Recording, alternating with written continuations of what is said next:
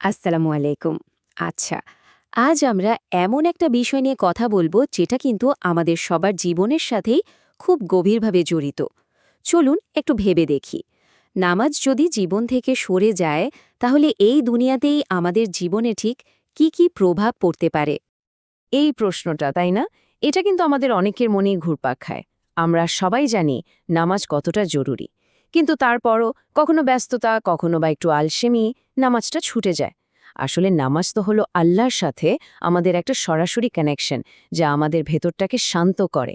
তো চলুন, এই যে আমাদের নিত্যদিনের সংগ্রাম, এর পেছনের পরিণতিগুলো নিয়ে আরেকটু গভীরভাবে কথা বলি। তো চলুন শুরু করা যাক। আমরা এখন এমন 7টা পরিণতির কথা জানব, যেগুলো আলেমদের পর্যবেক্ষণ আর একদম বাস্তব জীবনের অভিজ্ঞতা থেকে উঠে এসেছে। এগুলো জানলে হয়তো জীবনটাকে আমরা নতুন করে দেখতে শিখব। এক ভাইয়ের একটা ঘটনা শেয়ার করি। উনি বলছিলেন যে একটা সময় ছিল যখন তিনি নামাজে একদমই অনিয়মিত ছিলেন। তার নিজের ভাষাতেই বলি, সবকিছু বাইরে থেকে দেখতে ঠিকঠাক ছিল, কিন্তু ভেতরে ভেতরে কি যে একটা অস্থিরতা কাজ করত, একটা অদ্ভুত শূন্যতা, যেটা আমাকে ভেতর থেকে খেয়ে ফেলছিল। কিন্তু জানেন, যখনই তিনি আবার নিয়মিত নামাজ পড়া শুরু করলেন, তার মনে হলো যেন বুকের ওপর থেকে মস্ত বড় একটা পাথর নেমে গেল। তাহলে দেখুন, প্রথম আর সবচেয়ে বড় যে ক্ষতিটা হয় সেটা হলো মনের শান্তি হারিয়ে যাওয়া। বাইরে থেকে হয়তো সবকিছু পারফেক্ট মনে হচ্ছে, কিন্তু ভেতরে একটা অস্থিরতা। আমরা তো এমনিতেও জানি, তাই না, যে দিনের মধ্যে কয়েকবার সব কাজ থেকে মন সরিয়ে একটু ফোকাস করলে মেন্টাল স্ট্রেস কমে। আর নামাজ তো এর থেকেও অনেক গভীর একটা ব্যাপার।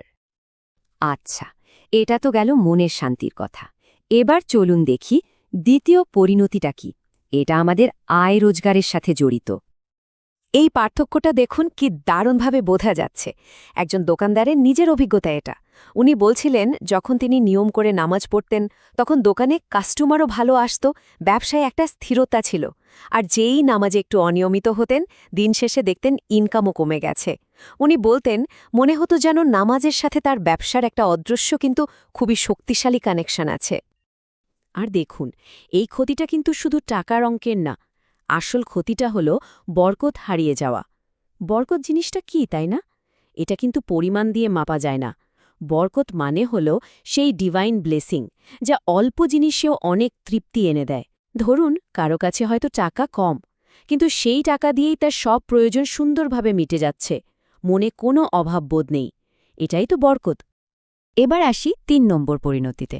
আমাদের এই যে ফাস্ট পেসড লাইফ, এখানে ফোকাস বা মনোযোগ ধরে রাখাটা কিন্তু একটা বিরাট চ্যালেঞ্জ। চলুন তো দেখি নামাজ এই চ্যালেঞ্জটা নিতে আমাদের কিভাবে সাহায্য করে। এক ছাত্রের কথা বলি, এই ঘটনাটা হয়তো অনেকের সাথেই মিলে যাবে। ও বলছিল, যখনও নামাজ ছেড়ে দিয়েছিল, পড়াশোনায় কিছুতেই মন বসাতে পারছিল না। কিন্তু যেই না আবার নামাজে ফিরল, ওর মনোযোগও ফিরে এলো। ওর মতে, নামাজের সময় মনটা এতটাই শান্ত হয়ে যেত যে পরে পড়াশোনায় ফোকাস করাটা অনেক সহজ হয়ে যেত। তো এখান থেকে আমরা কি শিখলাম? নামাজ কিন্তু আমাদের মনের জন্য একটা অ্যাঙ্কারের মতো কাজ করে। ভাবুন তো, উত্তাল সমুদ্রে একটা জাহাজকে নোঙর ফেলে কিভাবে স্থির রাখা হয়।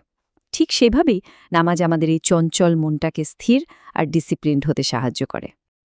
আচ্ছা, এতক্ষণ তো আমরা ব্যক্তিগত জীবনের কথা বললাম। এবার চলুন দেখি চতুর্থ পরিণতিটা, যেটা আমাদের পারিবারিক জীবনের সাথে জড়িত। নামাজ কিভাবে সেখানেও শান্তি আনতে পারে। একটা কাপলের গল্প বলি। তারা যখন একসাথে নিয়মিত নামাজ পড়া শুরু করলেন, তাদের ঘরের শান্তি আর হারমোনি দুটোই ফিরে এলো। ছোটখাটো বিষয় নিয়ে যে ঝগড়াগুলো হতো, সেগুলো একদম কমে গেল। তারা বলতেন, নামাজের পর দুজনেরই মনটা কেমন শান্ত হয়ে যেত। ফলে একে অপরের প্রতি আরও বেশি ধৈর্যশীল হতে পারতেন। বাড়ির পুরো আবহাওয়াটাই যেন বদলে গিয়েছিল। এ থেকে কি বোঝা যায়? নামাজ শুধু একটা ব্যক্তিগত ইবাদত না, এটা কিন্তু পুরো পরিবারের শান্তি আনার একটা চাবিকাঠিও হতে পারে। ঠিক যেমন একটা সঠিক চাবি দিয়ে তালা খোলা যায়, তেমনি নামাজ দিয়ে একটা সুখী আর শান্তিময় পরিবারের দরজাও খুলে যেতে পারে। আচ্ছা, এবার আসি 5 নম্বর পয়েন্টে। কখনো কি এমন হয়েছে যে একটা খুবই সহজ কাজ, কিন্তু করতে গিয়ে বারবার আটকে যাচ্ছেন? মনে হচ্ছে কোনো কারণ ছাড়াই বাধা আসছে। চলুন দেখি এর সাথে নামাজের কোনো সম্পর্ক আছে কিনা। অনেক সময় আমাদের মনে হয় না যে জীবনের পথটা হঠাৎ করেই কেমন যেন কঠিন হয়ে গেছে? ছোট ছোট কাজেই বারবার বাধা আসছে, সবকিছু কেমন যেন আটকে যাচ্ছে। তবে এখানে হতাশ হবার কিছু নেই। এই অবস্থা থেকে বের হবার কিন্তু একটা সহজ আর খুব পাওয়ারফুল উপায় আছে। আসলে নামাজ আমাদের জীবনে একটা ডিসিপ্লিন ফিরিয়ে আনে আর আল্লাহর সাহায্যকে ইনভাইট করে। আর যখন আল্লাহর সাহায্য আসে তখন জীবনের পথটা অনেক মসৃণ হয়ে যায়, কাজগুলো সহজ হতে শুরু করে। ব্যাপারটা অনেকটা এমন যে একটা সুশৃঙ্খল আর্মি যেমন যুদ্ধে জেতার সম্ভাবনা বাড়িয়ে দেয়, ঠিক তেমনি নামাজের মাধ্যমে পাওয়া একটা ডিসিপ্লিনড লাইফ আমাদের সাফল্যের দিকে এগিয়ে নিয়ে যায়। এবার আসি ৬ নম্বর পরিণতিতে। আমরা সবাই তো জীবনে সঠিক পথে চলতে চাই, তাই না? চলুন দেখি নামাজ কিভাবে আমাদের এই পথে স্থির থাকতে সাহায্য করে, আমাদের মোরাল কম্পাসটাকে ঠিক রাখে। দেখুন, নামাজ কিন্তু একটা স্পিরিচুয়াল শিল্ড বা ঢালের মতো কাজ করে। এই সুরক্ষাটা যখন থাকে না, তখন একজন মানুষ ভুল বা পাপ কাজের দিকে খুব সহজে ঝুঁকে পড়ে, অনেক বেশি দুর্বল হয়ে যায়। ঠিক যেমন একটা ঢাল একজন সৈন্যকে শত্রুর তীর থেকে বাঁচায়, নামাজও আমাদের পাপের প্রলোভন থেকে ঠিক সেভাবেই রক্ষা করে। আর মজার ব্যাপার হলো, এটা কিন্তু শুধু কোনো মানুষের পর্যবেক্ষণ বা মতামত না, এটা সরাসরি আল্লাহর কথা।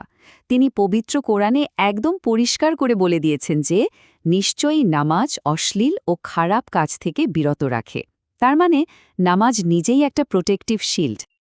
আর সব শেষে ৭ নম্বর পয়েন্ট, আমরা সবাই তো আল্লাহর সাথে কথা বলতে চাই, তাই না? আমাদের মনের কথা, আমাদের চাওয়া পাওয়াগুলো তাকে জানাতে চাই। চলুন দেখি নামাজ কিভাবে আমাদের এই যোগাযোগের মাধ্যমটাকে আরও শক্তিশালী করে। আলেমরা বলেন নামাজের সাথে আমাদের দোয়া কবুল হওয়ার একটা সরাসরি কানেকশন আছে। ব্যাপারটা একটু সহজভাবে ভাবি চলুন। ধরুন একজন এমপ্লয়ি যে খুব সিনসিয়ার আর রেগুলার, তার কথাই তো বস বেশি মনোযোগ দেন, তাই না? ঠিক তেমনি একজন নিয়মিত নামাজের দোয়া আল্লাহ তাআলাও বিশেষ মনোযোগ দিয়ে শোনেন। তো এতক্ষণ আমরা পরিণতিগুলো নিয়ে কথা বললাম, এবার চলুন সমাধানের দিকে তাকাই। নামাজকে একটা বোঝা বা ভয়ের জিনিস হিসেবে না দেখে চলুন এটাকে আল্লাহর পক্ষ থেকে একটা গিফট, একটা রহমতের দরজা হিসেবে দেখি। দৃষ্টিভঙ্গিটা একটু বদলে ফেলি। তাহলে আর দেরি কেন? চলুন না আজ থেকে, ঠিক এই মুহূর্ত থেকে একটা নতুন শুরু করি। সামনে যে নামাজের ওয়াক্ত আসছে, ওটা দিয়ে না হয় আমাদের জীবনের এই পজিটিভ চ্যাপ্টারটা শুরু হোক। বেশি কিছু না ভেবে জাস্ট শুরু করে দেওয়াটাই কিন্তু আসল।